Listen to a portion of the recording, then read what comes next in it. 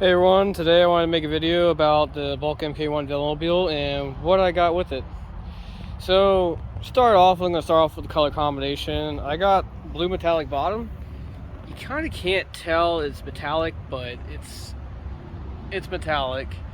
And I got orange metallic top. You can see it in the sunlight a little bit there. And I did get the derailleur cover painted to match.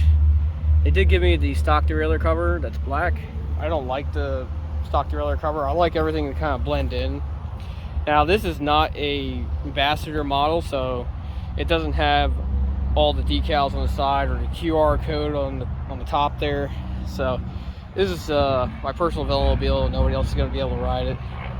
Let's just start with some of the specs on the outside. So the first thing you probably notice is going to be the hood. I got the hood with motor rad visor. It's got the naked duct here and the motor rad visor, which is literally a motorcycle visor. So it literally comes off like a motorcycle visor. I also got the comparable Pinlock insert. It's not Pinlock brand, it's Fog City, but it does the same thing as the Pinlock visor, so I like that. One thing I like that they did about on this hood is this reflective strip right here. You can't see it right now in the daytime, but this little black stripe here, it goes all the way around the outside of the window, is all reflective. And I got the Kellerman turn signals. Now I can't really describe how tiny these things are, so I'm just gonna put my finger next to it, and yeah, you can see it's the size of my fingernail. It is tiny. The lights in there are probably half the size of the ones on the front. These turn signals up here. So, because that one has two lights in it, so it has a red and an amber. Or these are just amber, so that's about half the size, but they are very bright. So I'm gonna go around to the front. I got the Lupine SL-AX light. This is supposed to be the 2023 model, so it's going to take up a little bit more wattage. It's going to be a little brighter on the high beam. Right here is the duct in the body. I can fit about 4 fingers in there. And it is sealed in there. So it's not... I thought that these weren't sealed here. So that's kind of interesting. I got it home damage free. I got the access hatch on the front here painted to match everything. It's the metallic orange. This thing just kind of peels off. It's velcroed on there. See if I can. Now it was raining last night when I went for my first ride in this, and this thing leaks like crazy. Like if you get even the smallest amount of water in it, I mean, you can look down in there. There's water on there from it leaking down onto it. It basically just accumulates on this thing and drips down onto the boom. So not a very good seal on this. I might try to put some weather stripping around the edges here. In here I got a 60 tooth chain ring. You can see right there, 60. And this does have a trouser guard on it. So right here, I like the trouser guard because that way I don't have to worry about my pants getting caught in it when I'm wearing sweatpants and riding in the winter. I got 155mm crank arms. It's not labeled anywhere. It did come with pedals. I took the pedals off and put my power meter pedals on, the Garmin Vector 3s. I run these to do power comparisons.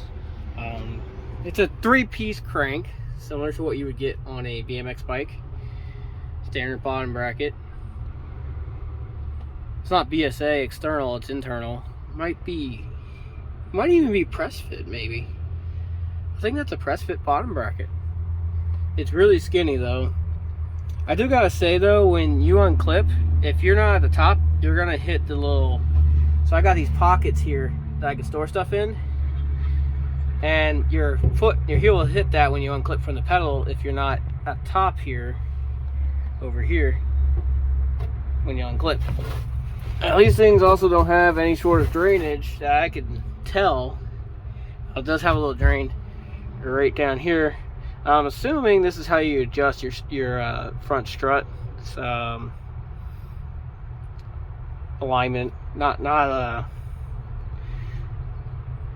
camber and caster, but the other one. The Velomobile chain stock. Let's just talk about this. The boom down here.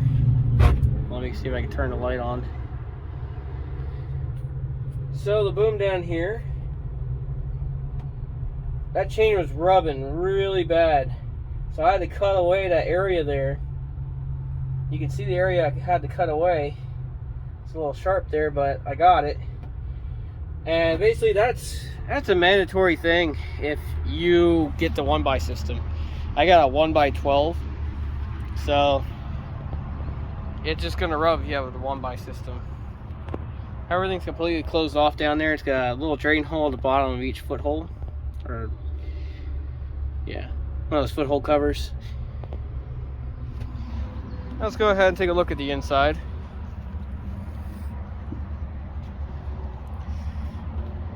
So one thing I gotta state about this hood is this thing is freaking tall.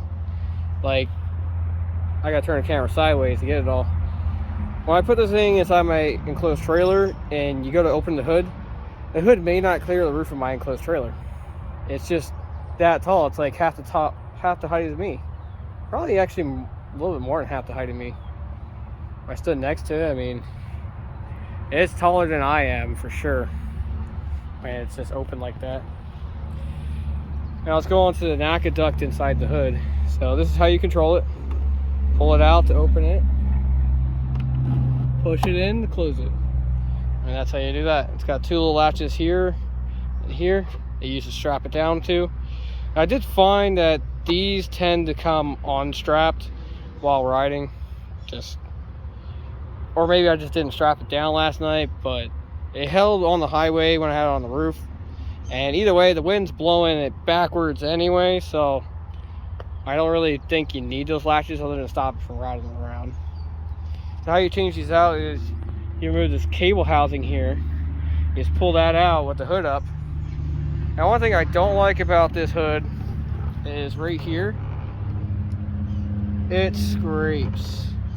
You can see a scrape there, and there's just simply nothing you can do about it. It's just, what you'd have to cut away this corner of it in order for it not to scrape, and it scratches your Velomobile up from design. It's just a bad design. I don't like that. I might do something about that for where it's all the way through. So on the shifters, we got Shimano SLX, and I have a 12-speed. So this one down here is going to be either direction. You can push it down or you can push it up, and it'll shift to the higher gear. This one shifts lower, so you can shift up like that, or you can shift up like that. And this is the only way to shift back down, is like that. Now the position this thing, put your hand in, so when your hand's on it like this, you have to shift with your pinky or your ring finger. I shift with my pinky, and basically you're just shifting up, and then you shift down with your palm. You go and you shift down like that. I don't like that position. It's very unnatural for me. I'm used to thumbs and fingers for shifting. So take a look at it in here. This is the dash over here. So this is the master switch. They never used to put a master switch in Velomobiles. I'm not sure why they put it in this one. Probably for the Lupine SLAX light up front. But I do like this little rubber grommet they put around it. It's like a little boot. You need that on to be able to do anything, because with that off, turn signals, horn, brake lights, nothing works. You need to put this on. So if you're going to be riding, now it works. That beeping sound, I'm going to get rid of that. The horn, it sounds very weak. I don't like the horn on this thing. Now for the rear lights, the Kellerman lights, you got two modes. First mode is going to be a steady burn mode, where they just burn steady like that. put on a turn signal so you guys can compare. Some people say you can't see that during the day. I can see that quite good. It's better than the one on the Quest for sure. The one on the Quest, it just blends in with the paint and everything. And then you have the second mode, which I don't like this. So I'm putting on second mode. This is a strobe mode. It flashes the rear lights. Now this one, I can see how a driver behind you didn't see how your turn signal was. But it is amber. You probably can't see it on camera that well, but it is significantly brighter amber than it is red flashing. But it can be confused. Let me turn that off. So one thing I don't like about this thing is when you rock this thing in either direction, one or two, it also turns off the headlight up front. So if you're riding at night and you go switch modes, you're flipping off your headlight and you have to wait for it to turn back on. The lupine takes a second or two to turn off and turn on. And then on the bottom of your console, you have another switch with a boot around it. What that does, it turns on your map light. That's all it does. So if you want to wire anything in, we'll switch down here. It turns on and off your map light. Now stock, this is where you put your lupine battery. However, if you run a lupine battery, the Kellerman lights will not be visible. They just aren't meant to run off that lower voltage. I think the Kellerman battery, or the lupine battery, is only 7.4 volts, something like that. And yeah, these are meant to run, the Kellermans are meant to run between 12 and 15 volts with a max voltage of 19 volts. So if you ever run those with the stock lupine battery, not good. So I have a 12 volt battery hooked up in there, and what I have is this lupine extension cord. Get that from Lupine's website. It runs back to my 12 volt battery back there. It's hooks in there. I had that set up in my Velomobile for the Lupine SLAX that I added in after the fact. Now this tiller, normal brakes right here, control both front brakes. I have 90mm drums on the front, and these actually seem to work straight out of the box. Like, they don't pull to one side or the other, so they did a good job adjusting them there. Now something different about this compared to the normal Lupine systems is this switch right here. So this switch is wired directly into the wiring harness of the Velomobile, so you don't have to worry. So on the stock Lupine light system, this is just strapped on, and it takes a watch battery, and you have to worry about the watch battery dying. This thing just runs straight off the Velomobile system, so you don't have to worry about the battery dying in the switch. Just have to worry about the battery dying in your Velomobile. Now let's talk about the seat. Or tilt. We'll just mention this tiller thing real quick. It's got a little holder there. It's like this little metal screw with it's a cable. Yeah, it's a freaking cable guide. Just put that on there and it holds it there. But you have to put this down, or put the hood down, or the hood will push it down for you. So one thing I want to show you about this seat is just straight out of the box, this thing just tears up carbon. This seat does not work with any of the headrests. This is the small headrest, and I have it on the second position, and it just interferes really badly. Now I probably should have gotten the large headrest here, because I need to be a little bit further forward. So I might have to get that from Velomobile World. Now the way you remove the seat, the way it is now, you don't pull from the top because you're just going to break the carbon. You lift up from the bottom, and that way it just slides down. Take that out. Now I did get a Vendasit pad with it. The Vendasit is alright in thickness. Take a look at the inside. So everything's nice and tidy in there. Look at that stack of pads I got there. I got the extension and all the pads they gave me on there, and it still ain't tall enough for me. Back here, I got the airbag system. So that's to put air in the airbag. Right now, I believe it's fully depleted. So If I push on it, yeah, it doesn't got no flex in it. Let's take a look in the back of the derailleur. So this cover again is custom painted for me.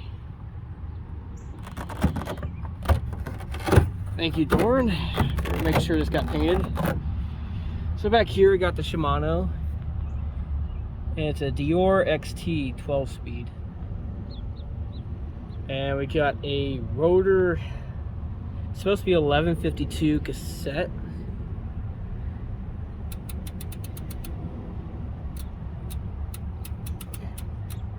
I don't see any tooth numbers on there. So I'll just take their word for it that it's 1152.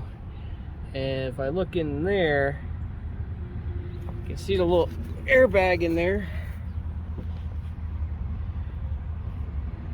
Here, let me get the light on. See the airbag in there? The reason why I got the airbag in there is because I plan to be pulling a trailer with this, so and be able to tour with it. So I wanted to be able to adjust my suspension.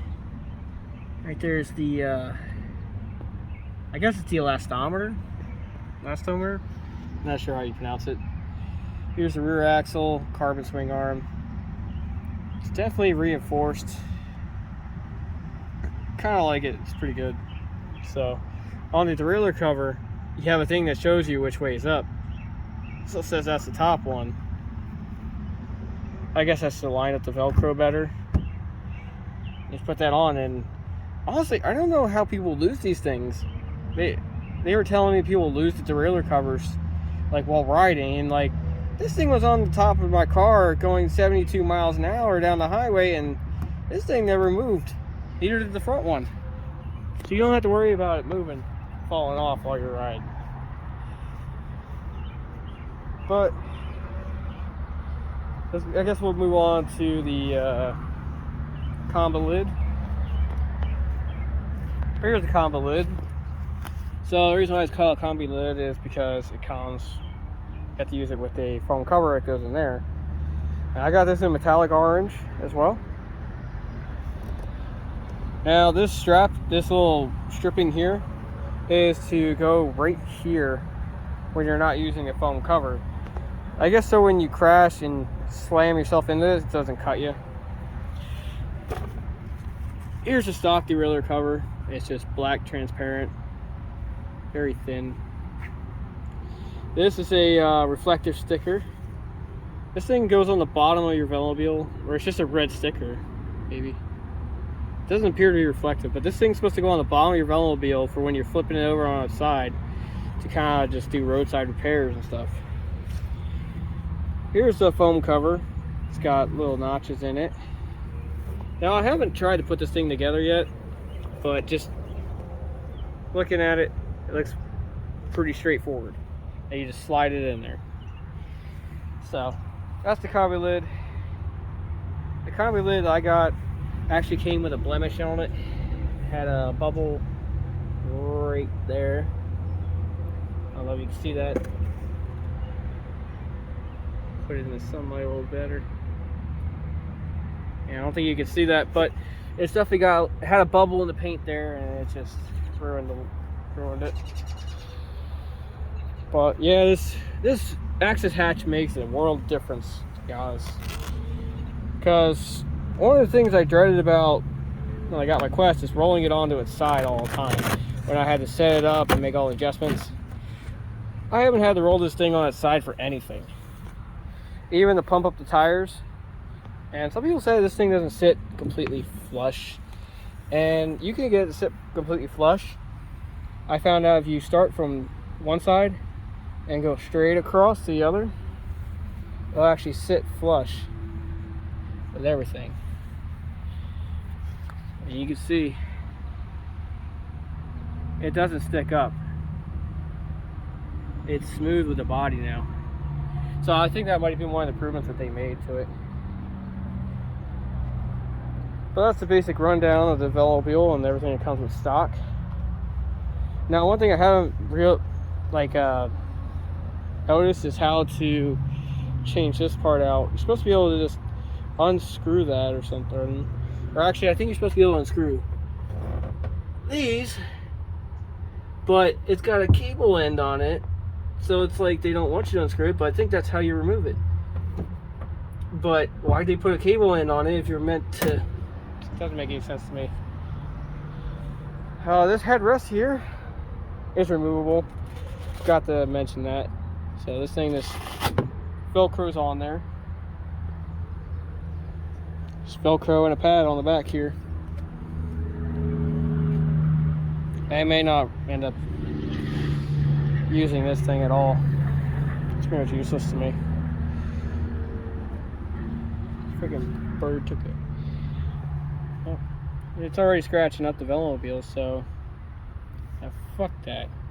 That's fucking ridiculous that this stuff interferes like that. That is complete bull crap. I expected a little better quality out of this. But let's talk about the duct inside a little bit. So this is the duct inside. I noticed not a lot of people show this. It's got a little Velcro thing that goes over it. And you can adjust the height to adjust the airflow. And this is one of the things that I never really got to see. Was this thing, this vent. It doesn't really go anywhere. Still a lot of carbon dust in here. But I'm gonna give this thing a fair shot before I make any determinations on my opinion on this thing, because sometimes things are there for a reason and you don't quite know why they're like the way they are until you get some experience behind the wheel, and that's exactly what I plan on doing. So I just realized one thing I forgot to show is the wheels and rims and tires. So on the front I got Continental. I didn't have a choice in the tire. It's Continental Speed Contact. I'm gonna probably change those to Contact Urbans, but these are Fratelli rims. See if I can get the Fratelli name. Fratelli. And I got these with the 90mm drums. And this is a 20 by 1.1, I believe. Right there's Fratelli's name. Fratelli name in matte black there. It's 20 by 1.1 on the front.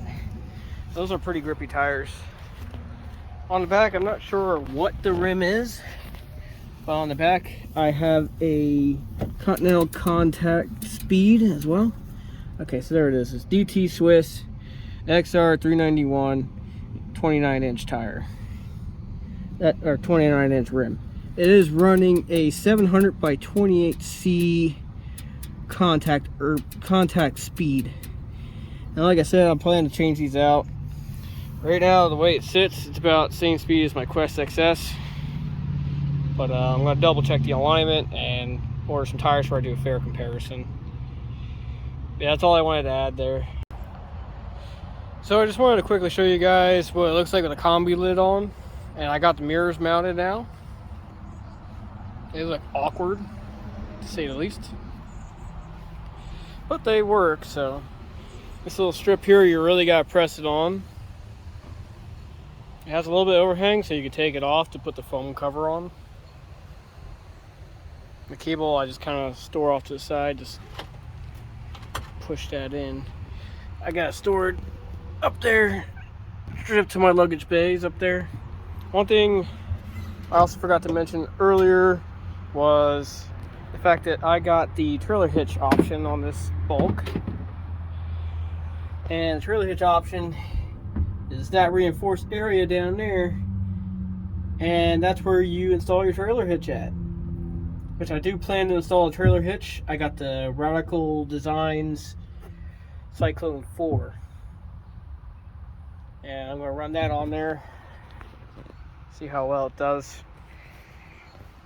But yeah, that's the one thing I wanted to add to this video. So another feature I have on my Bülk are these front pockets up here. Carbon ones. And to kind of give you a size comparison, that's a 3-liter Camelback inside. It's full.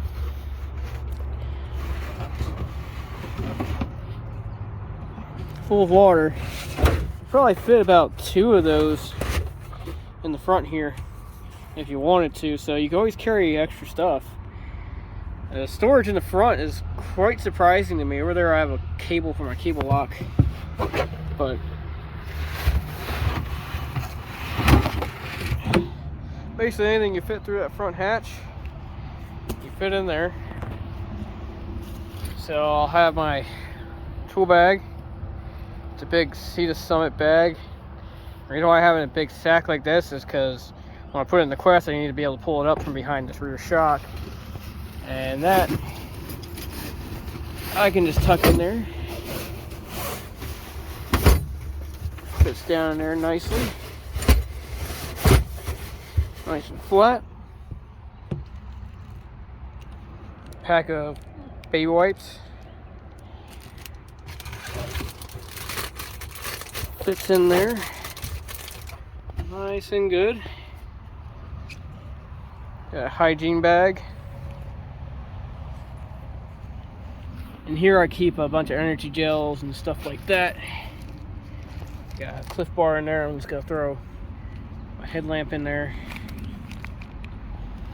Headlamps are good for when you break down in the dark. So go ahead and throw that in there.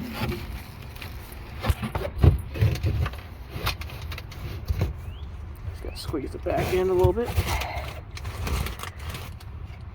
There. And that thing's still not full. I mean, you could fit, I mean, you can see my hand still fits all the way down in there. So you got plenty of room in here to store stuff.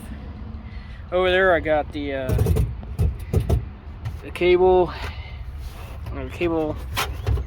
and I got a cable lock in here. I got the Ava Sporto X Plus.